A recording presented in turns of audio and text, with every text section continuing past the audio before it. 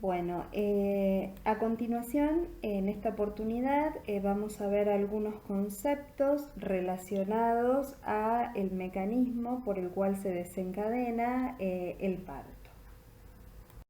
Bueno, como vimos anteriormente, el parto se puede considerar el resultado de la maduración secuencial de un sistema de comunicación endocrino entre distintos compartimentos, el materno y el fetal.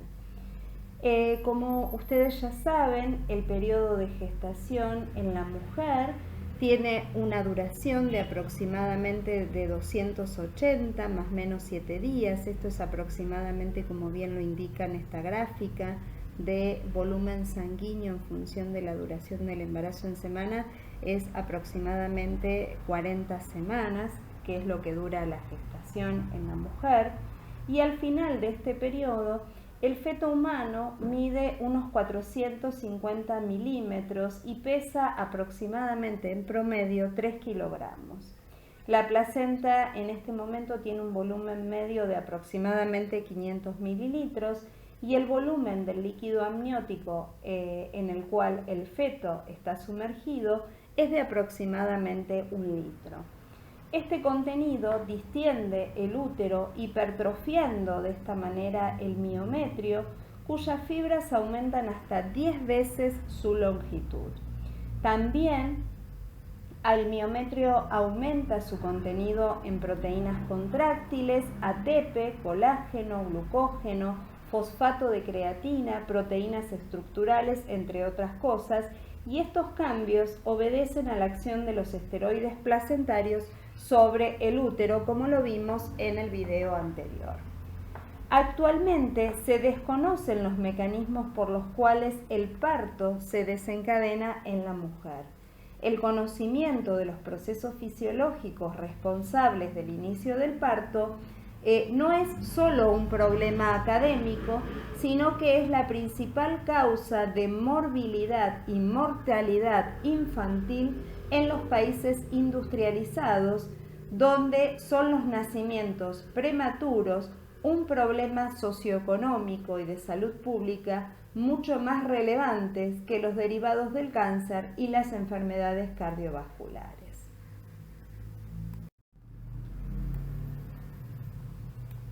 En esta diapositiva es para mostrarles que el desencadenamiento del parto coincide con un aumento de la excitabilidad uterina.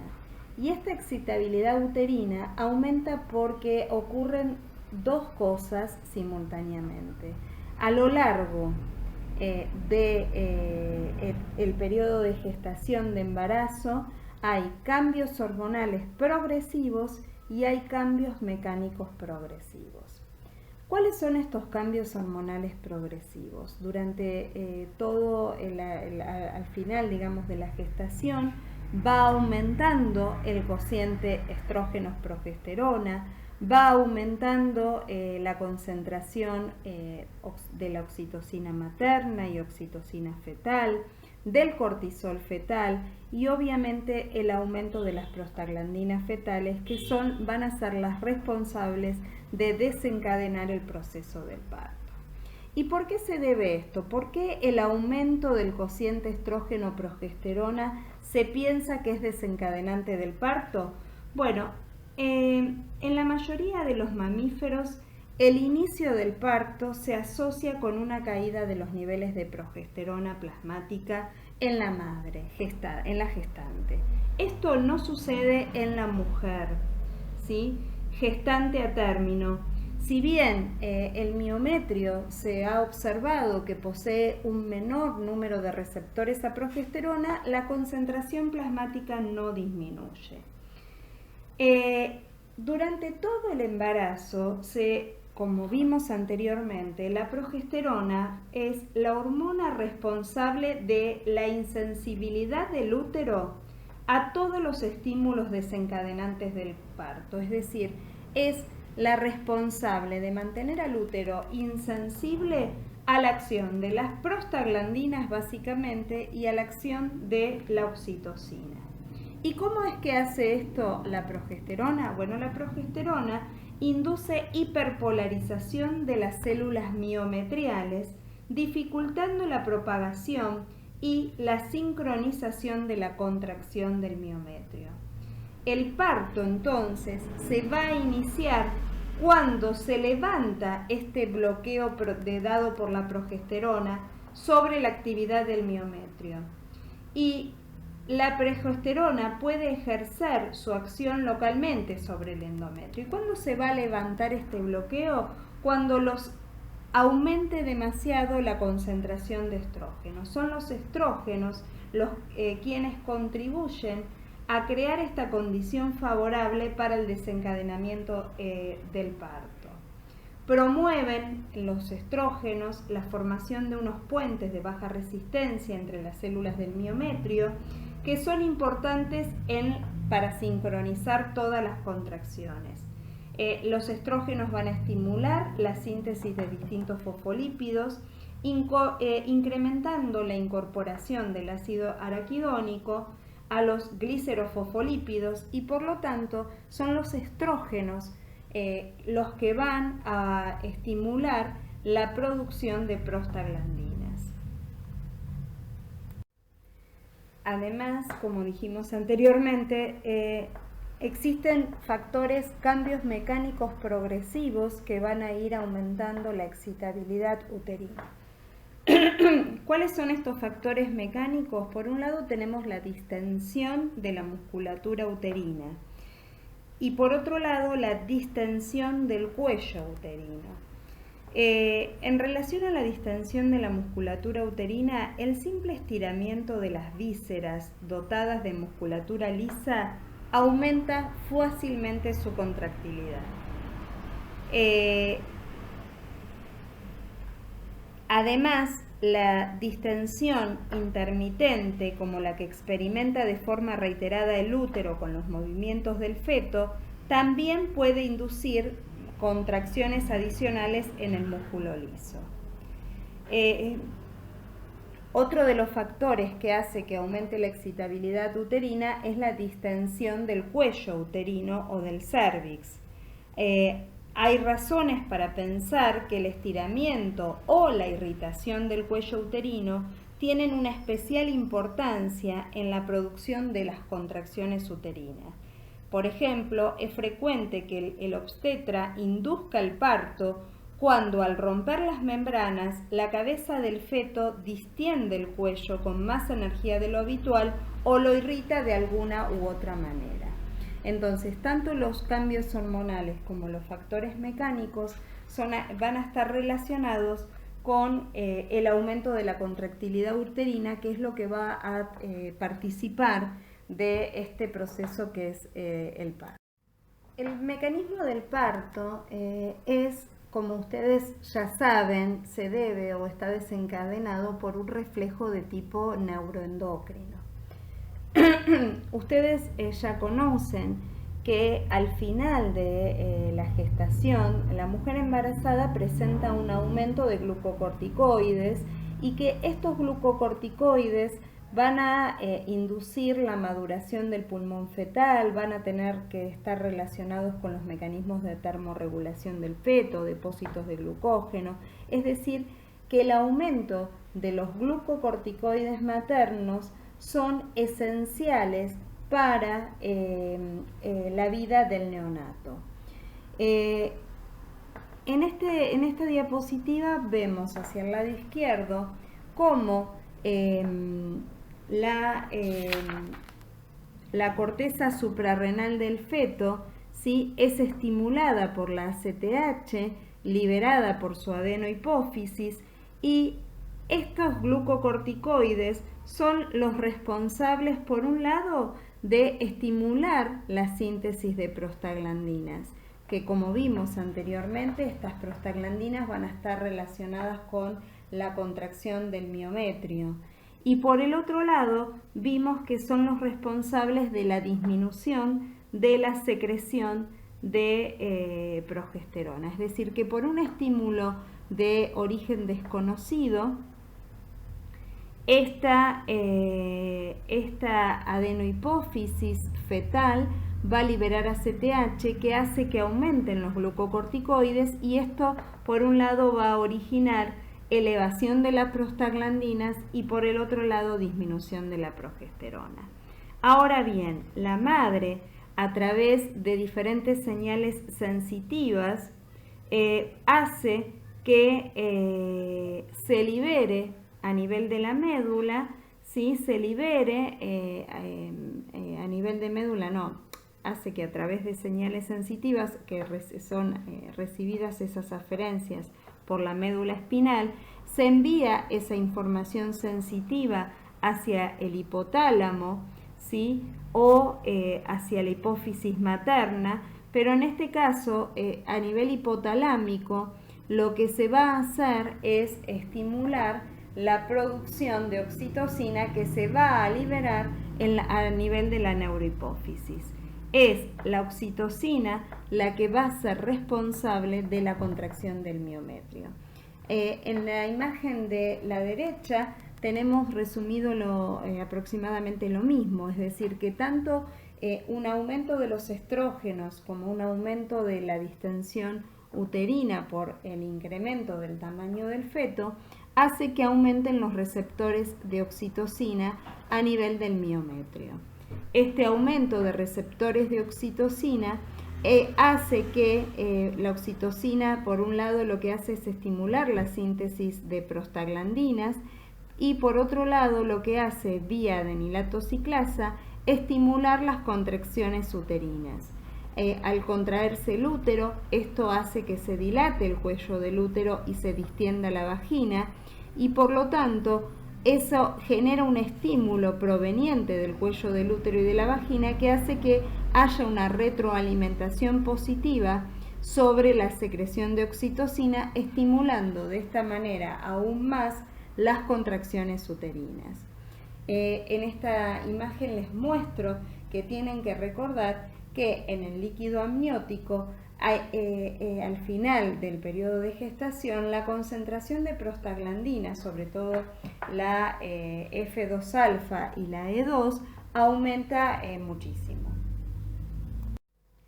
Esta gráfica a mí me gusta mucho porque en ella podemos ver que en las últimas semanas de gestación la madre presenta concentraciones elevadas de la corticotropina en la sangre, y eso hace que tenga aumentada los glucocorticoides, como dije anteriormente, fundamentalmente el cortisol.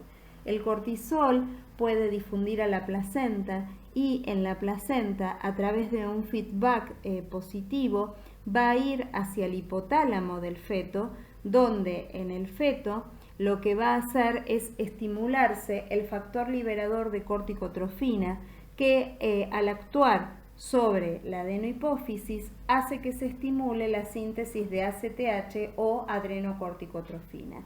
Esta ACTH va a ir a la corteza suprarrenal del feto, y allí va a estimular la producción de cortisol, ¿sí? Y obviamente este cortisol lo que va a hacer es estimular la maduración y el crecimiento del feto, pero además lo que va a hacer este cortisol es, a nivel de la placenta, estimular la secreción de una oxitocina placentaria, pero estimular un factor CRH placentario que va a ejercer un feedback de tipo positivo sobre la corteza suprarrenal fetal, pero va a estimular fundamentalmente la síntesis de prostaglandina E2 y F2-alfa, que estas dos prostaglandinas van a ser las responsables de provocar las contracciones uterinas, y por otro lado estimular la síntesis de oxitocina por parte de la madre. Otra de las funciones que tiene la glándula suprarrenal fetal es sintetizar precursores androgénicos, sobre todo la dehidroespiandrosterona, que al trasladarse a difundir a la placenta va a dar origen al estriol. Y es el estriol fetal el que en la madre va a estimular la síntesis de receptores de prostaglandinas, fundamentalmente estimulando la producción de estas prostaglandinas que van a ser las principales responsables del trabajo de parto. Esta imagen es simplemente para mostrarles que los mediadores principales de este mecanismo del parto son las prostaglandinas. Las prostaglandinas provienen de la síntesis del ácido araquidónico, y el ácido araquidónico, como ustedes pueden observar en esta imagen, se encuentra no solo en las membranas fetales, sino también en la decidua materna. El ácido araquidónico se forma a partir de una enzima de origen lisosómica que es la fosfolipasa A2. Como bien está indicado en esta diapositiva, esta enzima no solo es estimulada por factores mecánicos y tóxicos, sino también es estimulada por acción hormonal. Esta enzima es estimulada por los estrógenos de origen placentario y es inhibida por la progesterona. Por eso, el aumento de la relación estrógeno-progesterona que se observa al final del embarazo es responsable del aumento de prostaglandinas que ocurre a nivel del líquido amniótico.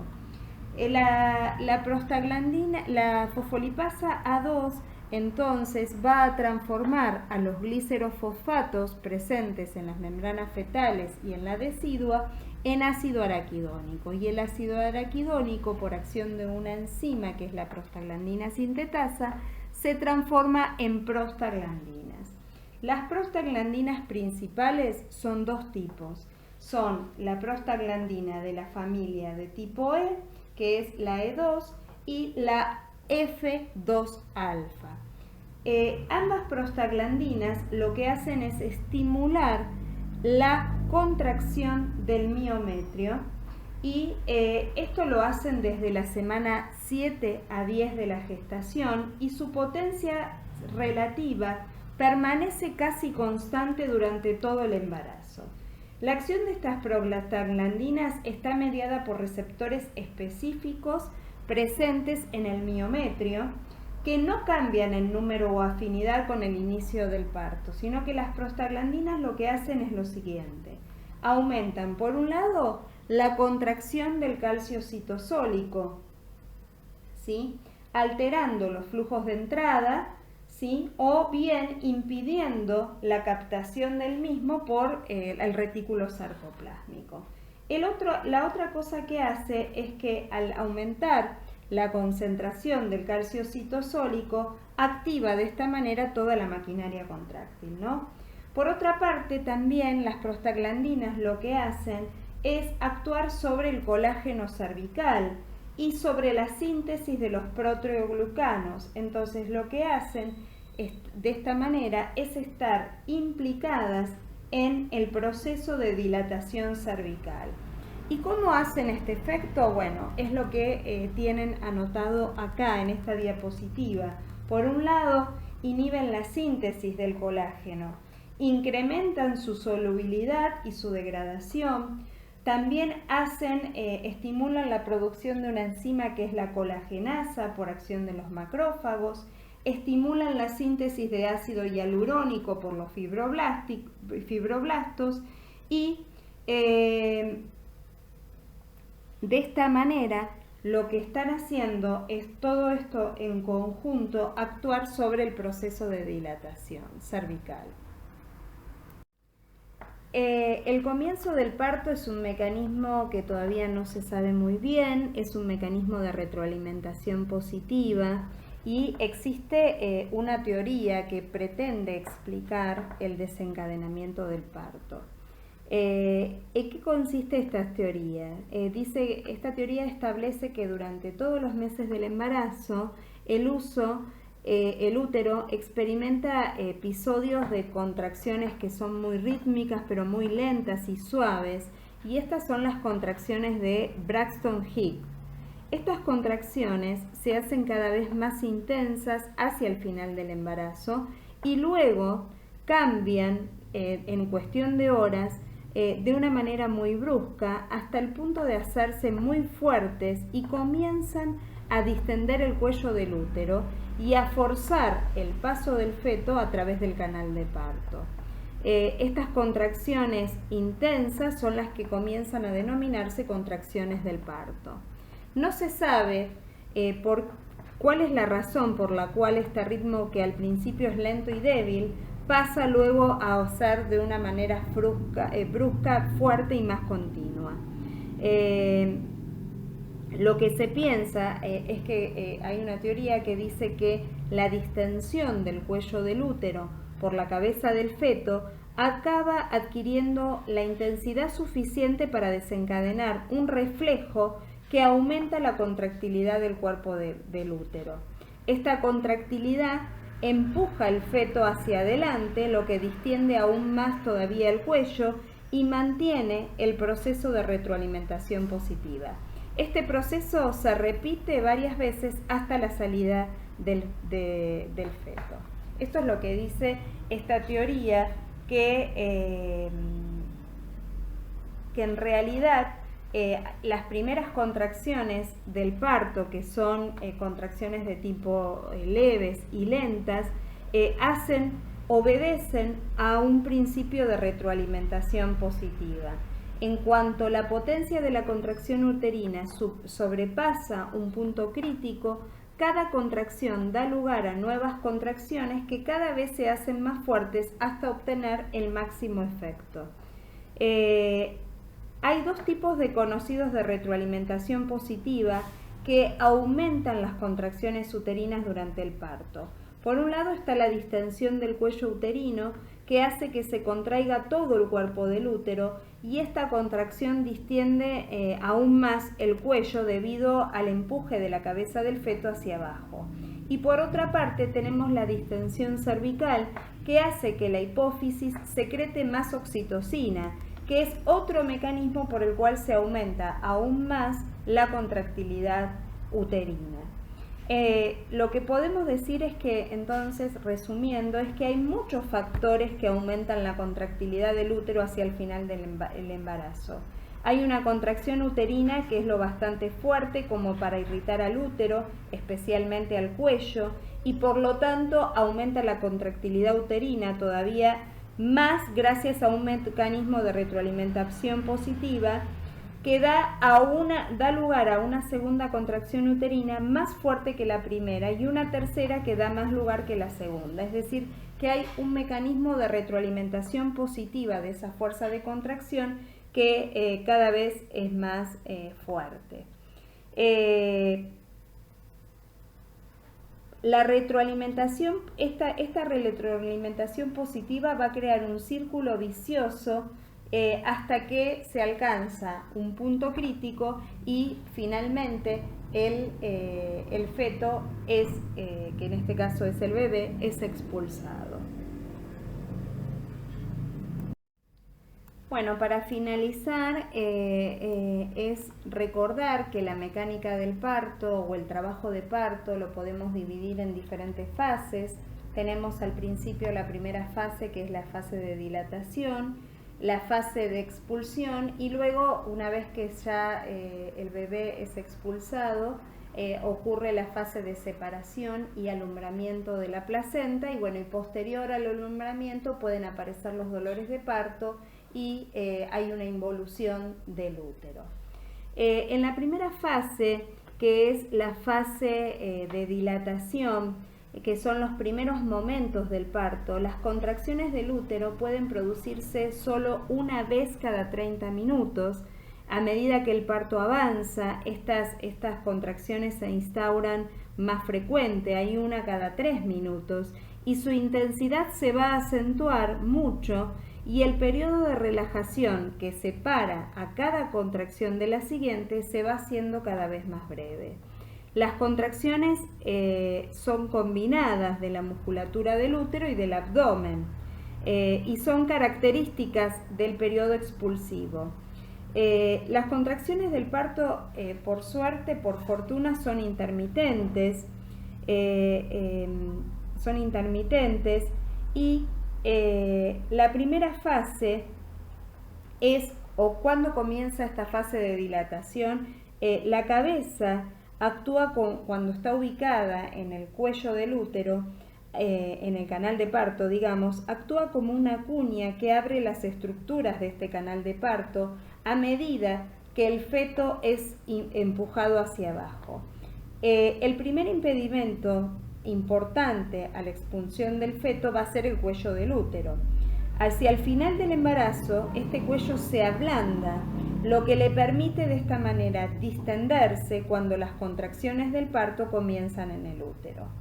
Esta primera fase, llamada fase de parto o fase de dilatación, es un periodo entonces de distensión progresiva del cuello del útero que va a persistir hasta que su diámetro sea tan grande como la cabeza del feto.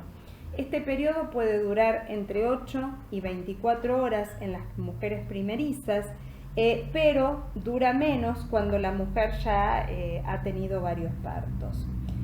Cuando el cuello se ha dilatado por completo, suele producirse la rotura de las membranas fetales y el líquido amniótico se evacúa bruscamente a través de la vagina. Acá es donde se dice que la mujer ha roto bolsa, y a continuación la cabeza del feto se va a desplazar con rapidez hacia el canal del parto. Hay una fuerza adicional que empuja el feto hacia abajo y comienza la segunda fase del parto, que es la fase expulsiva, que puede durar desde 1 minuto tan solo hasta 30 minutos, más si se trata de si la mujer es primeriza, ¿sí?